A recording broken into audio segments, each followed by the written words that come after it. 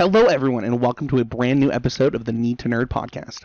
I'm your host, Spencer, and I'm joined by my co-host, a guy that I've been looking forward to talking to for a while, my homie, the man, the myth, the legend, Wes Singleton.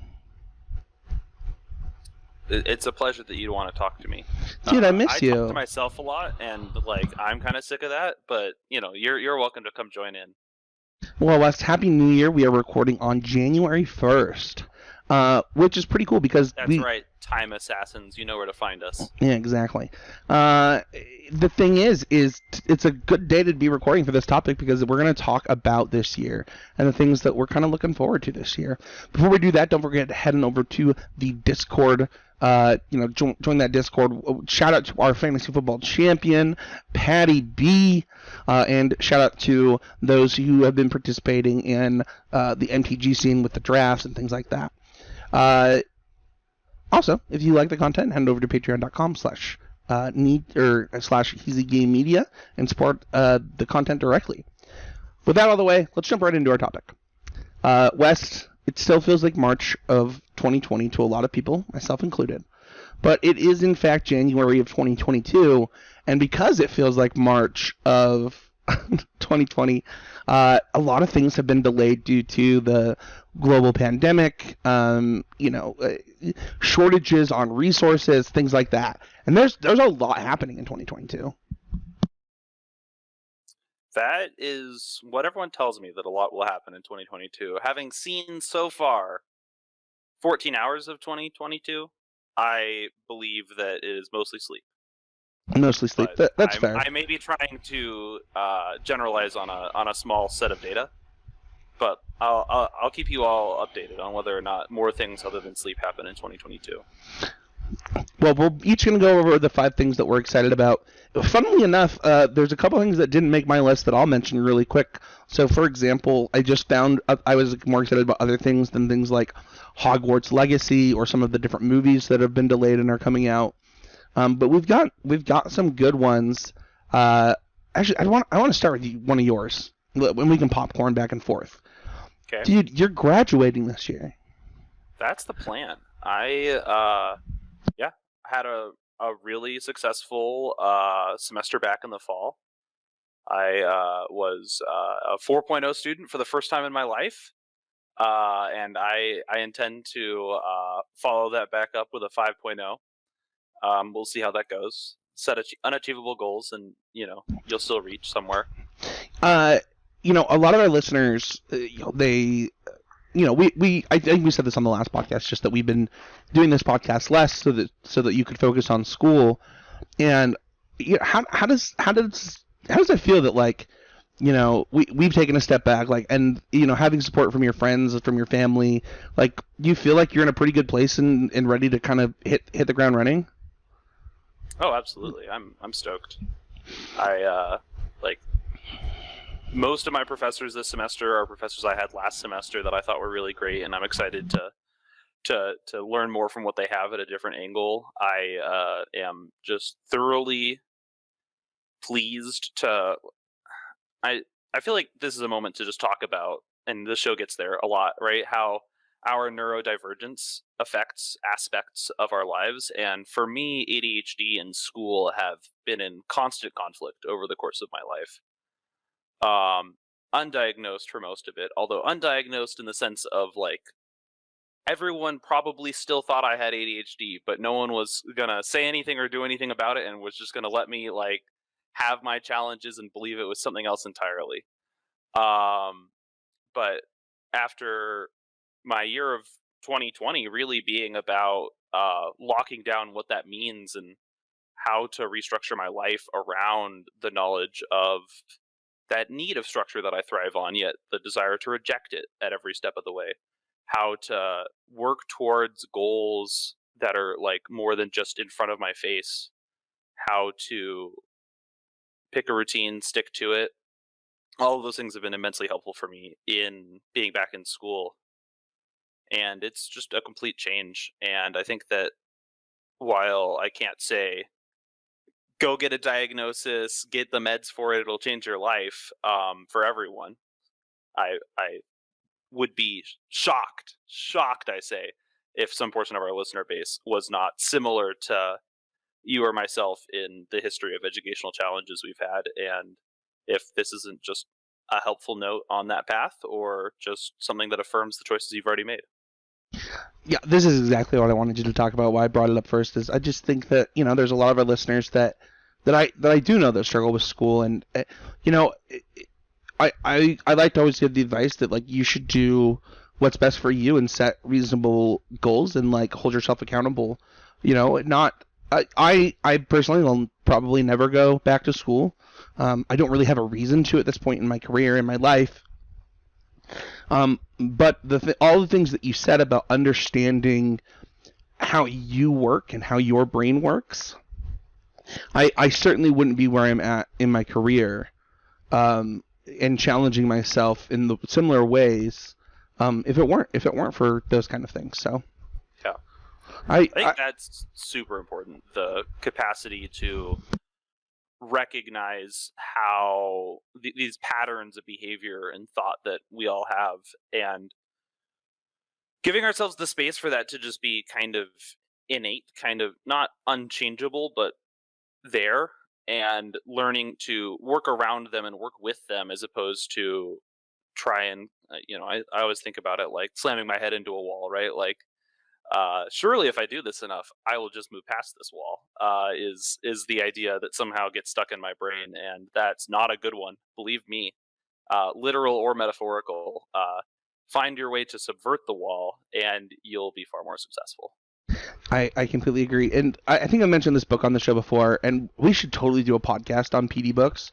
I think that would be really fun. But if you're looking for a good professional development book and one that'll help you a lot in this area, one of HBR's Harvard Business Review's top fives, it's called Managing Oneself. It's pretty short. You can get it on audiobook form. If you want to try out Audible, you can pretty easily get your first month and first book on Audible for free. And it's one that specifically on this topic like changed my life. So I'll go next, and I'll jump to one that has really excited me. So 20 I don't know if it was the very, very beginning of 2021 where we played Valheim. Yeah. And I'm not gonna lie, I did not ever expect a survival game to enter into my probably top 5 favorite games of all time. Just didn't expect it at all. Hearth and Home, as well as the other most recent release, have been a blast. And honestly, like, I don't usually vote in the Game of the Year awards, but Valheim got my vote. Like, I logged in specifically to vote for Valheim. I think that just what they've done, the way that they're releasing, is really genius. And the reason for that, for those who haven't played the game yet, the beginning of Valheim is really fun. It is. Like, I don't know why, but there's something about... And I think that this is true of most survival games. I think that, like, Minecraft has this same strength as well, which is just that, like, the basic just getting your bearings and seeing what you have and moving up, like, the extremely basic aspects of the initial crafting ladder, and, like, building the first, like, abode you have. Like, all of those things are just, like, inherently fun in a way that, like, even if you've experienced it a lot or you're just starting out, like it's just different when a game feels good in that moment. And the initial experience of Valheim is obviously, like, crafted to feel good with special time spent on it. Yeah, and so because of the way that they're releasing, having that, what Wes just talked about, like that initial start to the game, and it's funny that I say start, because it's like, honestly, it's all the way through the Iron Age is like extremely fun. And it doesn't start grinding until after you need your 4th boatload of iron. Yeah, exactly.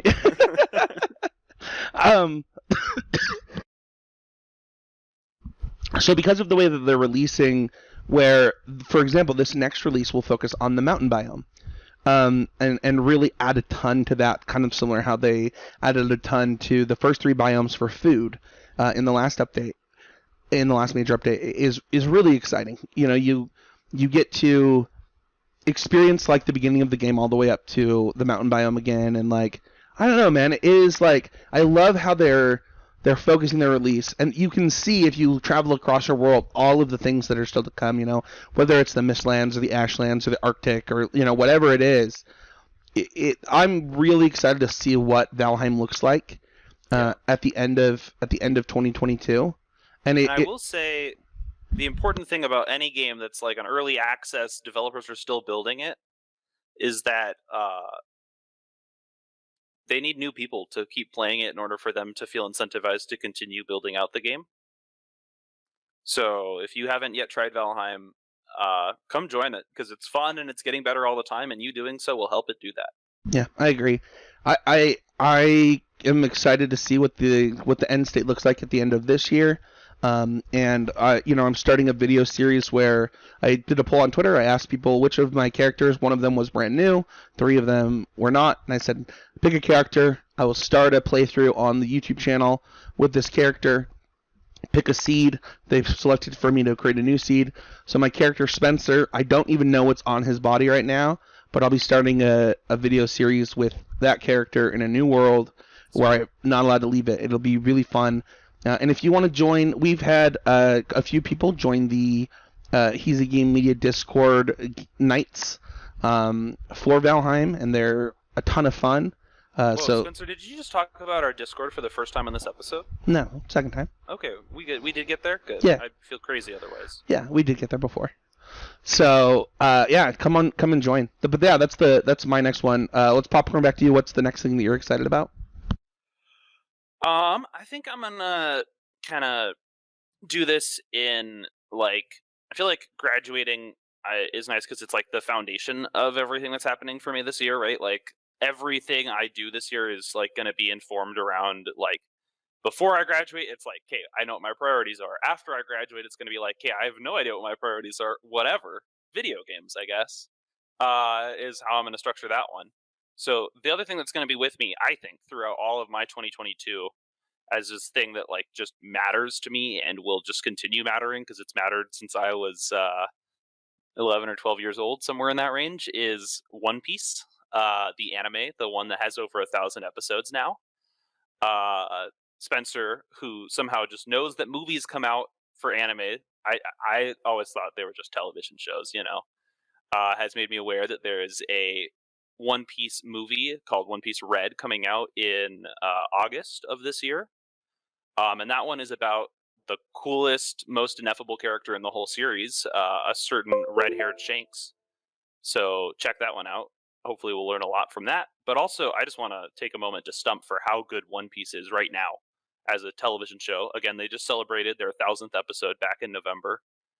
And I think that while there are lots of points where you can criticize One Piece's quality, because it is such a long show with such a large amount of history and just a style that seems never ending to some people, never has that felt less true than right now. The current conflict happening in One Piece is just really good, super grounded within the place they're fighting in, the characters that are fighting in it, and the overall goals of the show. All of that has really come together neatly right now. And just the animations are gorgeous. The surprises are really funny. I'm super excited to see how this conflict resolves.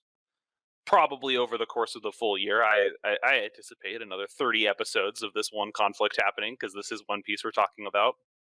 But I'm stoked, and if you are a person who's caught up or anywhere on One Piece, shoot me out in the Discord because I'd love to chat One Piece with people. I actually think we do have a couple of One Piece listeners in there right now. I believe so, and I'd love to be engaged more on that topic. But also, if you haven't tried out One Piece, I can't recommend watching the whole show. That's a pretty unreasonable thing to do, but I will say that I think the show's great. Anywhere you jump in, there's a lot of movies that can get you through early parts of things. I'm sure there's some synopses, and I'm sure someone has an opinion about where to start watching One Piece midway through the show. But if you are interested, you should check it out. It's a fantastic show and has meant a lot to me over the course of its 1,000 episodes. Yeah, I love it. I might look into. I didn't realize there's 15 movies and they cover parts of the show. I might try that out. And if I do, I'll post them in the Discord. My next thing that I'm really, really excited about, but I don't have a lot to say about it because I think that they're purposefully not giving us a ton of information yet, is Starfield. This is a game that is supposed to be kind of this. I mean, it's Bethesda taking the RPG experience and from what they're saying to like a new heights and a new level. And they've been working on this game for a long time. So this is a like science fiction Bethesda RPG. Yeah. So like we're thinking like Mass Effect-y here. Is that the idea? Yeah. So it's an entirely new space themed world, and I don't know if it just takes place on the one world. The game was described as a wholly new next generation experience set in a new space themed world. So it will be the first new franchise developed by Bethesda in 25 years. And so it's extends outward from the solar system from approximately 50 light years on a place called the Settled Systems around the year 2310. And there are the two largest factions of the game, the United Colonies and the Freestar Collective, engage in a bloody colony war. And the gameplay takes place 20 years after that colony war, in which there's uneasy peace. So I believe the release date is 11/11/22. It's just, I don't know. Like after all of the love that I've given to Red Dead, I'm excited to try new types of RPGs. And like, if you've been watching the content, you know that like. I did Mass Effect, then I did Red Dead. Like, I've been catching up on, like, these big-name RPGs that take a long time. And I'm excited for another one. I think that this one will... It's funny, because, like, I did not love Skyrim the way other people loved Skyrim. I thought that, like, was so lacking in story that it was, like, sad for me. Or maybe I just wasn't as engaged in the story. I'm not sure. You have to go looking for the story in Skyrim, as per my understanding. Like, you have to, like... Yeah, it's a lot of work. Walking around the countryside, it doesn't find you. Yeah, and, it's funny, because, like, I also don't love my RPGs on rails, right? Like, I like to be able to explore and find the story that I'm looking for. I think that's something that, KOTOR did really well. I think that, I like to think of playing some of these RPGs as, like, experiencing a book in a lot of ways, but also getting to craft that narrative. And so I'm excited for Starfield. I think regardless of how I felt about Skyrim compared to others, I do think that Bethesda just makes or not Bethesda. Bethesda makes amazing games. Bethesda also, for what it's worth, was over KOTOR 2. So yeah. It also will be an Xbox Series X exclusive. Ooh. So Look that at you, Spencer, being able to play it now. I know, right? Dude, I love my Series X already, for what it's worth. Speaking of things that we were going to wait on for your Series X for me to do, that now I can actually just do whenever I want, Spencer.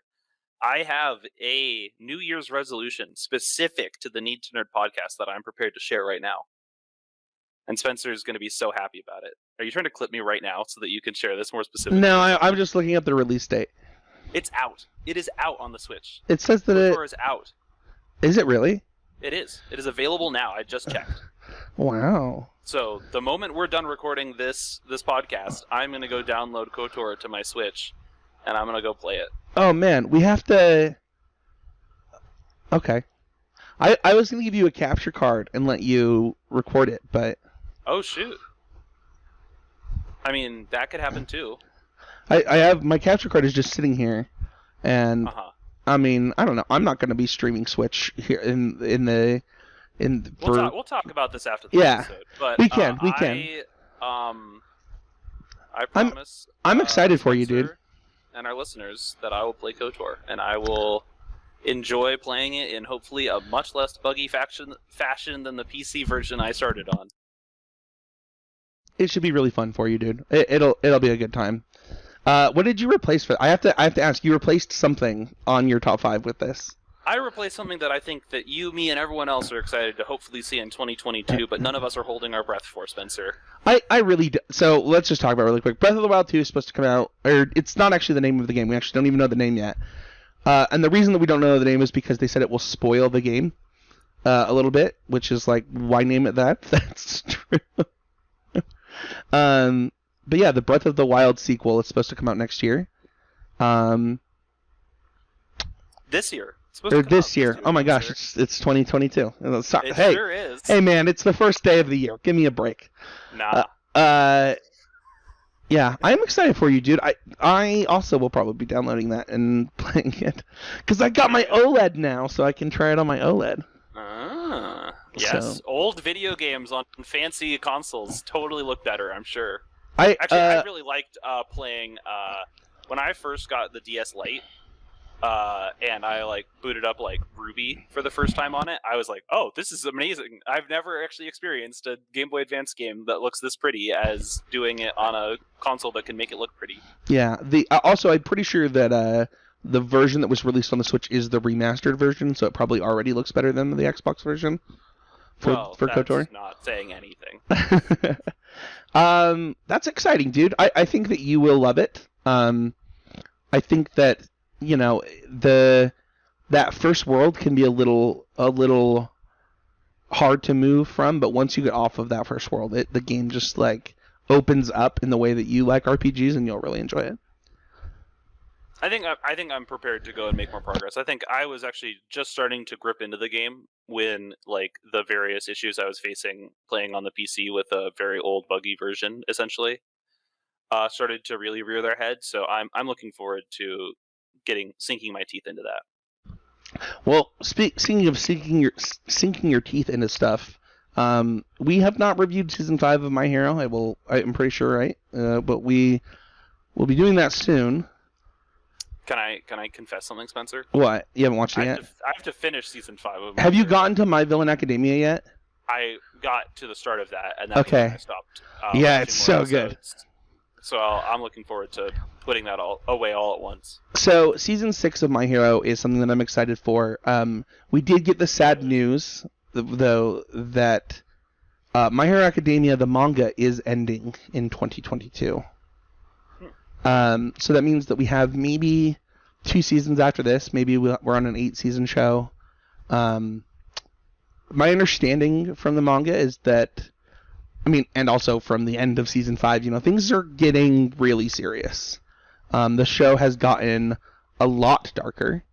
There was an episode of season 5 that literally I was sobbing on my couch, like completely breaking down, and like was questioning if I could continue watching the show. It made me so sad, and my wife had to like come and calm me down. I was like losing it, and I'm excited to see this. It's funny because you hear a lot of like the fans suck of My Hero on like TikTok or Reddit or wherever you're talking about anime, and I just haven't experienced that. I've noticed that people that love My Hero are like usually pretty down to earth people that just love anime, and I've enjoyed getting to talk about this show with people and introduce anime to people. To be honest, I think that one of the questions that we had on constructive criticism was like a Patreon question: is if you were to recommend a starter anime for somebody, what would you recommend? And while my old answer used to just be OG Dragon Ball, I think my new answer is My Hero. I think that it is maybe the best starter anime of all time. So if you haven't watched and you have until the fall to catch up, and it is those first 2 seasons are masterpieces. Season 4 total masterpiece. Season 5 total masterpiece, and season 3 is still really good. Like the show is just solid. A couple of filler episodes, but what are you gonna do? Who knows? What about you? What's your next one? Oh, my next game that I want to play with is something that I don't know a ton about this one. I'm kind of uh speculating on this one being good because I respect the history of the games that have produced it. But I'm getting a little excited about Triangle Strategy here, which is coming out in March 4th of this year. And Triangle Strategy looks to be a tactical, turn-based style role-playing game in the history of Fire Emblem and Final Fantasy Tactics Advanced.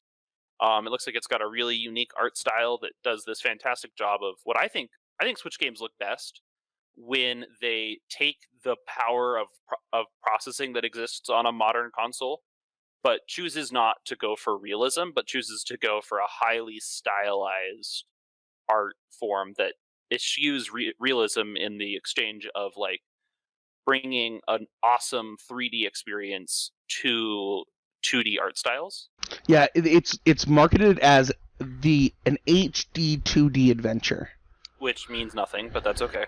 I mean, yeah, it's marketing mumbo jumbo, but I mean, if you just look at the screens, it's gonna look so sick on the Switch, dude. Yeah, if you were excited by Brilliant Diamond, Shining Pearls, like little Paper Mario style Pokemon avatars that kind of appear in your like summary screen, those are sweet. If you like Paper Mario style, I think that this is a great game for that. Like this game, the characters look cool. I think that like a lot of games, I think that very simple sprites for your characters and good art for them in cutscenes is like the way to go to make characters pop, and I think this game does that very well. Like there are numerous characters that I already am like I would die for that character, and I've only watched a trailer. So I think it's gonna be really fun. I really enjoyed playing Breath of the Wild Three Houses. Breath of the Wild Three Houses, Fire Emblem Three Houses. I enjoy most Fire Emblem games I pick up. I recently started playing through more of Fire Emblem 7 on the Game Boy Advanced, and I remember that game as a game I really like. So I'm looking forward to playing tactical RPG games. I think Square Enix also just does these really well. Like, Yeah. Final Fantasy Tactics Advanced is like out of this world good. And I think that the combination of how well Square Enix tells stories with how well they're capable of implementing, you know, an RPG combat system. Like, I have really high hopes for this game. This almost made my list too. I think that it's gonna be. It's funny, like. Listeners, you should just know that Spencer really passed this item off of his list onto mine. Is really what occurred here, but it worked. Well, I actually, so there's two things on your list for what it's worth that I just assumed would be on your list. We haven't talked about the other one, so I didn't put them on my list. I actually didn't know that you didn't know about this game. Like, this is one that I thought would have been like. I saw its trailer at E3 or something. Yes. But yeah. Well, because I did watch the whole E3 Nintendo Direct. Because I think that they released like a demo for this on the Switch, if I'm not mistaken, that was available for a short time.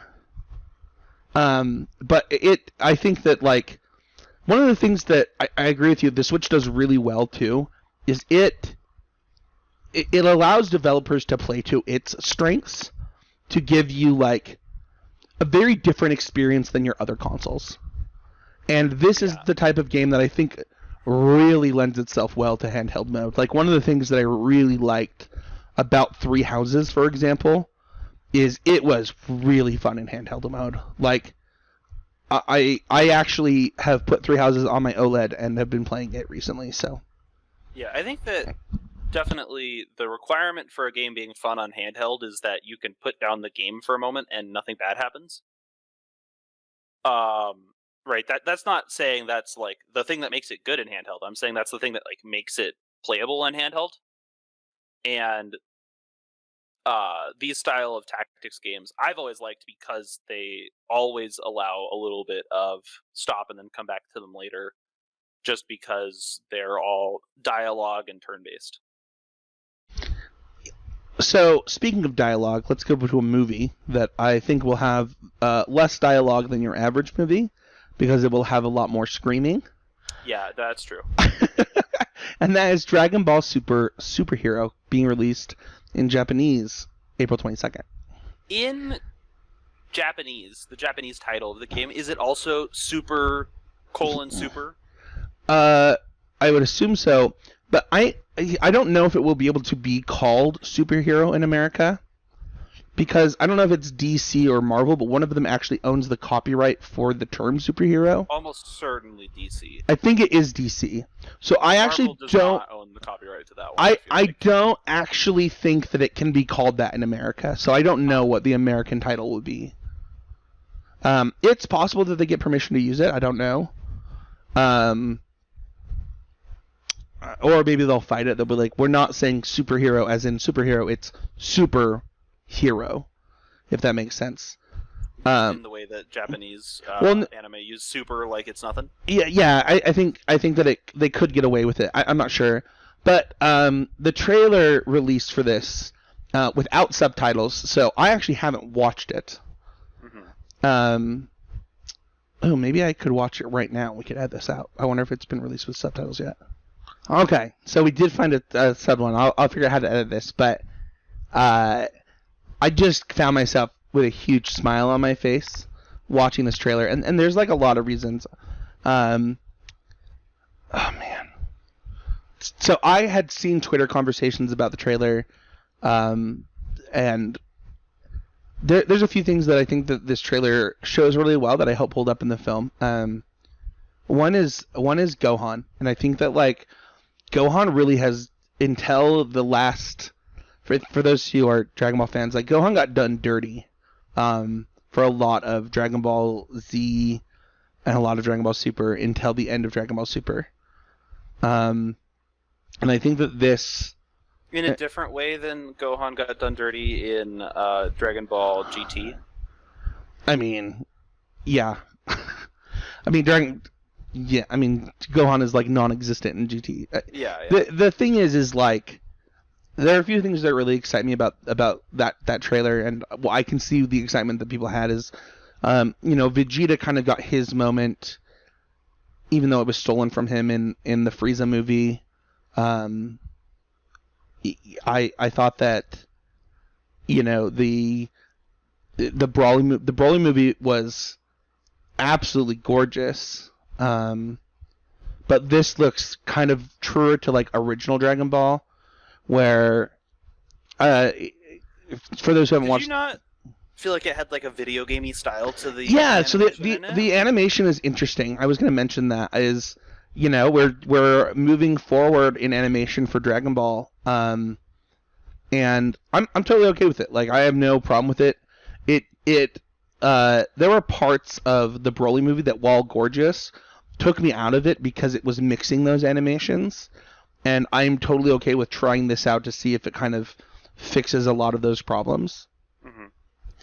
The other thing that excited me is just like Pan. Just getting to see Pan, just like in that brief second, I was like, oh my gosh, Pan's gonna fight. I love Pan. I don't know. There's some level of comfort that the Dragon Ball franchise brings me that like very, very little brings me. I know that feeling well because it's what One Piece brings me. Yeah, and like it's funny because I think about like how when they announced like the live action Yu Yu Hakusho, I was like, oh man, I've been through this. I don't know if I want this. But I don't know. I just seeing Gohan with those glasses in that Piccolo, like his Cell Games outfit was, I don't know, that was sweet. I don't know. I can't stop smiling. I'm really excited for this movie. Yeah.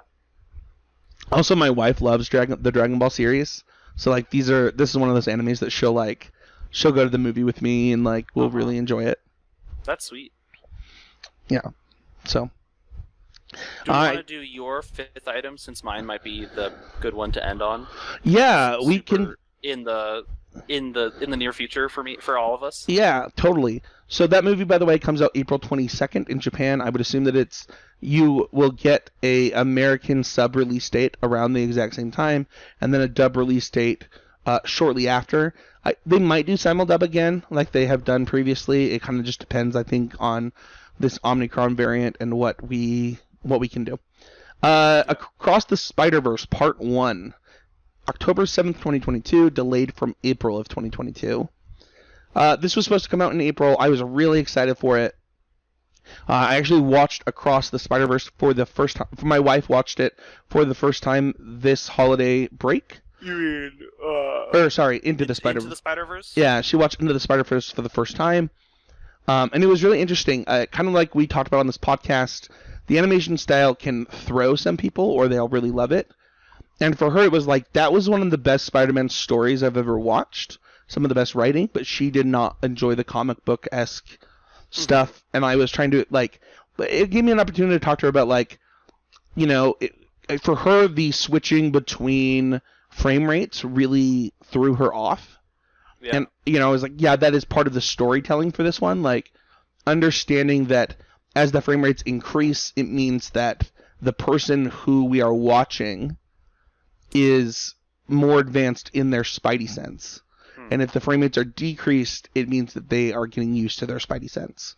So when you're watching Gwen and it's like the web slinging is really crisp and clean, it's because Gwen is very good, knows how to do it. And when you go to Miles and it's like, it cuts the frames and I think it comes them down into a fourth or something.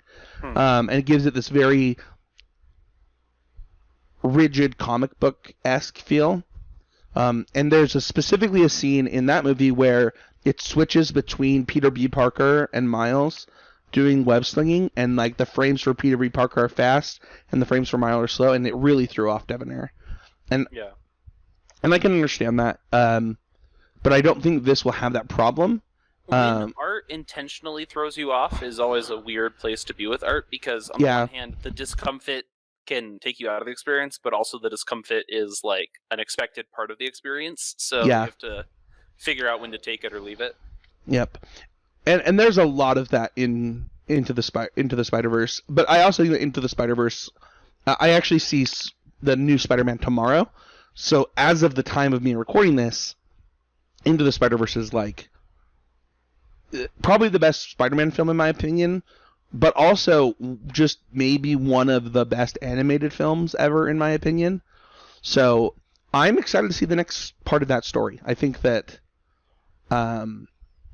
they can do a lot with this franchise, and I really like the franchise being in an animated medium instead of a live action medium, because I think that it leans into, I don't know, it leans into comic books really well. Yeah. Yes, I think we watched it yesterday morning, or maybe it was the day before. Either way, that moment where Miles jumps from the building and is falling, is one of the most gorgeous shots ever. Yeah. So. And a very impractical shot to have in live action. Yeah, it would look weird. And this is like, we talked about the Yu Yu Hakusho getting live action just a second ago, right? But this is why some things just fit better in animation, in my opinion, because having this moment and being able to experience escape in a lot of ways is for me a lot of what Spider-Man is about. Mm-hmm. So I'm excited for this and to kind of see the future of this part of the franchise. Yeah. And obviously Into the Spider-Verse did really well, so well that they're ready to announce a bunch of sequels. I'm really excited for this movie. Yeah, I thought it was a fantastic film. Yeah, I think we did a podcast about a bunch of stuff. It was back when we had 4 hosts, and most of the episode was just about that movie. It was so good. Yeah, it was sweet. Shall we take this home, Spencer? Yeah, dude. Let's talk about Breath of the Wild. The Pokemon edition. Yeah, there you go. You got there. I did get there. So the thing that I'm excited for, Spencer's excited for, hopefully you're all getting excited for, that's just coming up. It's the end of this month, January 28th. Mark your calendars. Take the day off. Do whatever the heck you're going to do. But I'm getting excited about Pokemon Legends Arceus. My Cyndaquil starter is gonna be precious little darling. I cannot wait. Oh man, no way. The best final evolution of grass, the coolest final evolution of grass is available in this game, man. I mean, Rowlet's great. Don't get me wrong. I did have to think for a little while, but Cyndaquil captured my heart all too quickly. Isn't that because, water as Piplup you know, too? Like it's just a bunch of great starters. Fantastic I starters. think all three of these starters were my starters in their respective generations the first time. You do know that I'm just a Gen 2 main and I know. fanboy, so I'm going with Cyndaquil here. But I'm just super stoked to play Pokemon Legends Arceus because I think that it's gonna be totally different than any Pokemon game we've played in a while, and I tend to really enjoy those Pokemon games. Right? If this game has more Mystery Dungeon DNA in it than like Sword and Shield DNA in it, I'm gonna be so happy. Yeah, really quickly, can I go over some stuff that we learned this week? Yeah. Yeah, so there's a few things to note. First being Arceus. So, yes, you can catch Arceus in this game, but you actually have to complete the Pokédex in order to catch Arceus in this game. It is supposed to be really hard, take a really long time. So don't go into this thinking you're just going to get a Master Ball and catch Arceus. That will not be the case. Second is stats. So, unlike mainline Pokemon games, while there are EVs, they don't determine stats in the same way. Like there's a tweet about this that explains it a lot better than I'm doing it, but stats won't be the same. The game is gonna take a lot longer to get to the end of, and it's supposed to feel pretty different. So those are kind of two major changes. And then I think the other is that multiplayer battle is not an emphasis in this game. Like, this is a single player experience. Mm-hmm. Here's the thing that excites me the most about this game. I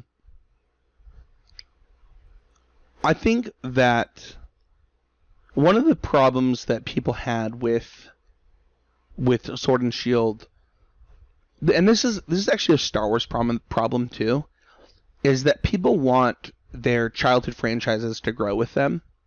And that's not the point of Pokemon, right?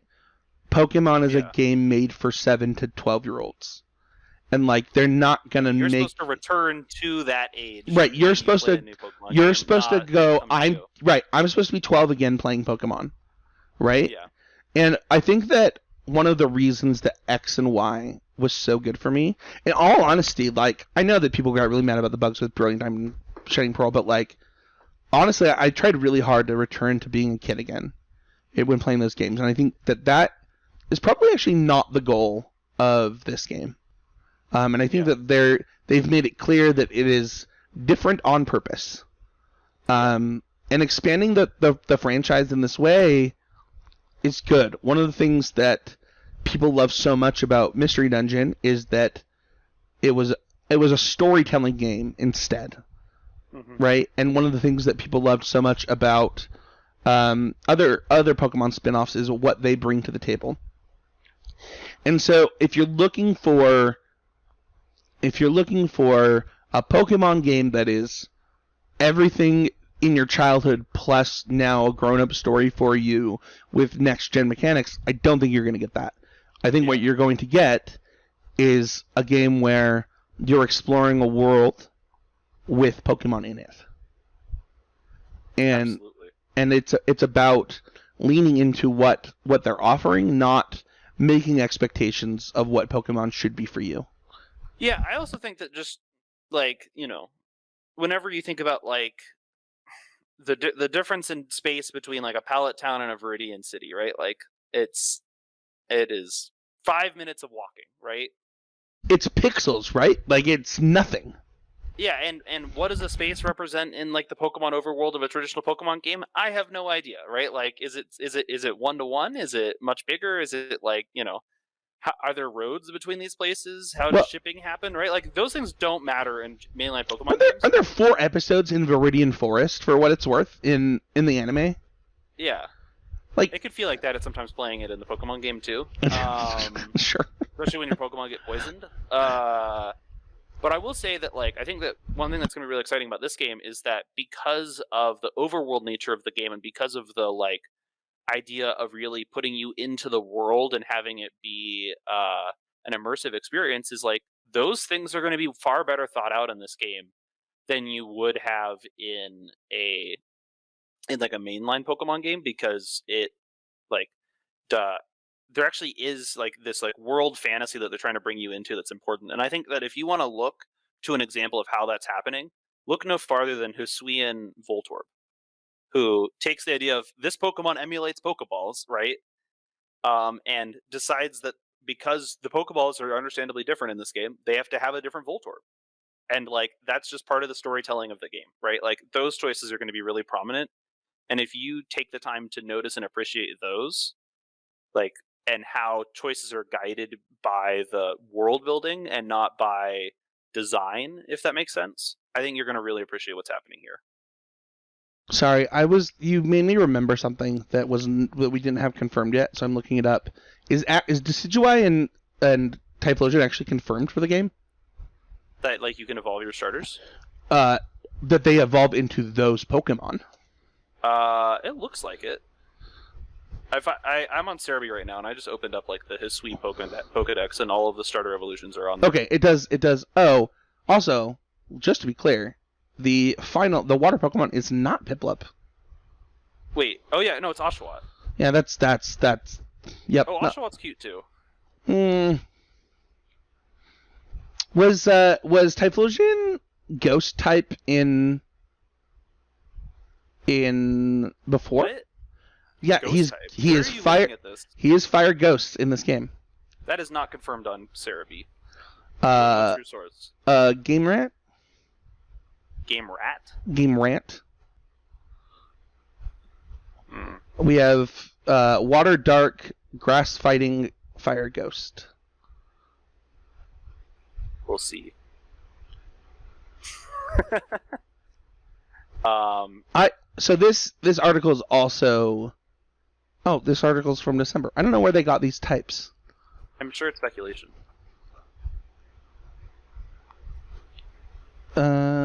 What types? Oh, it is okay. So it is actually because we don't know what Typhlosion will be. So it is speculation. Okay. What? It looked to me like that they chose Oshawott and Cyndaquil on account of, like, being pure to typing, which Rowlet obviously doesn't do. So I don't know. I would assume they'll get additional typings. I don't care. I also don't know that typings will matter as much in this game, right? Like, they will. I mean, typing matters in every Pokemon game that's ever been made. Sure. Including, like, Pokemon Ranger games. Like, typing is just such a core mechanic that they'll find new ways maybe to use it, but it doesn't matter. I never played Pokemon Ranger because I watched my brother play it, and it looked like a miserable experience. It seemed weird, that's for sure. That's a very neither here nor there. Although my guess is that Pokemon Ranger might actually be a game that has more to contribute to how this game was built than you would think. Maybe. So if you're a Pokemon Ranger fan, tell me about it when you discover it. I'm excited for this game. I think the idea of going to a region that we've been to before, but, like, going to the origins of a region is, like, just a part of Pokemon lore that is completely different, right? Like, yeah. Like, this is just cool. So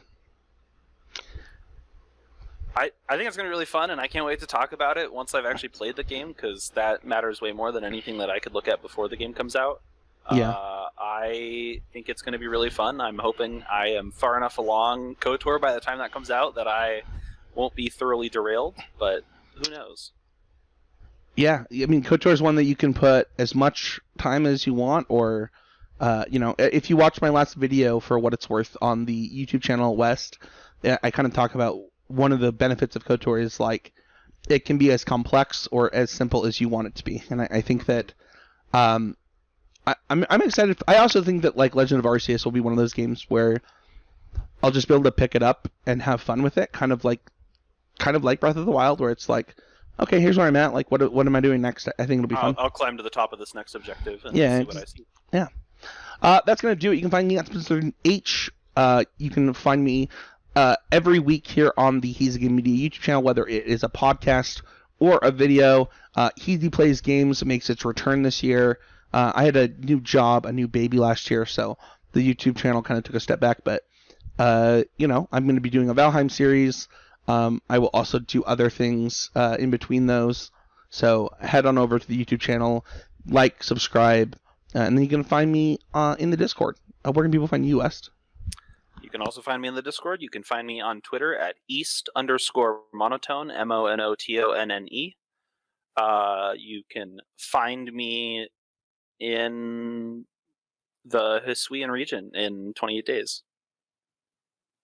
It should be a really great time. I'm excited for it. Thank you, everybody, so much for listening. If you're watching this on YouTube, like and subscribe. It really does help. And leave a comment like, what are the things you're the most excited about in 2022? Because it'll help us create content around those things. Absolutely. And then if you're listening in a place where you can give a review, that is the number one way to help the podcast. We talk about the Patreon very little on this show. Wes and I just do this so that we can talk about nerd stuff mostly. But if you're getting something out of it and you want to help improve the show, head on over to the Patreon to do that. But the best way to grow the show is to leave a review. It by far the easiest and best way to help us.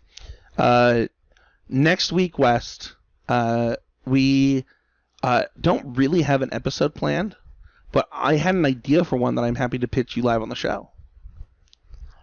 I would like to review Season 5 of My Hero Academia. We can talk. Okay. I think I can finish it in time. It's 2 weeks. I don't know if you're ready to go back to weekly or if you need 2 weeks still, but... We'll talk. Okay. Let's not Let's spare not the listeners of the believe that conversation. We're an organized unit who knows when we're doing things and how we're doing them. Because we totally put front that on every episode of this show. So we're gonna have these talks off air. But go ahead. Happy to share our little bits of conversation about it with you, listener. Well, thank you everybody so much for listening. We'll see you guys next time on another episode of the Need to Nerd podcast.